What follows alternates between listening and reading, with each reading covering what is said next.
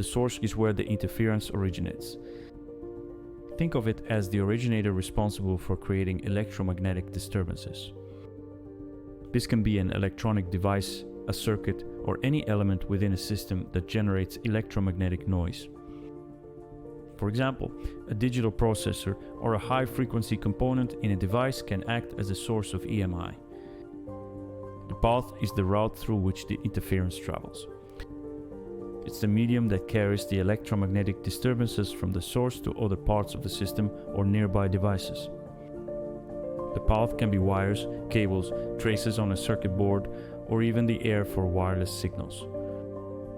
The quality of the path can determine how effectively the interference is transmitted. The receptor or victim is the device or system that suffers the adverse effects of the EMI.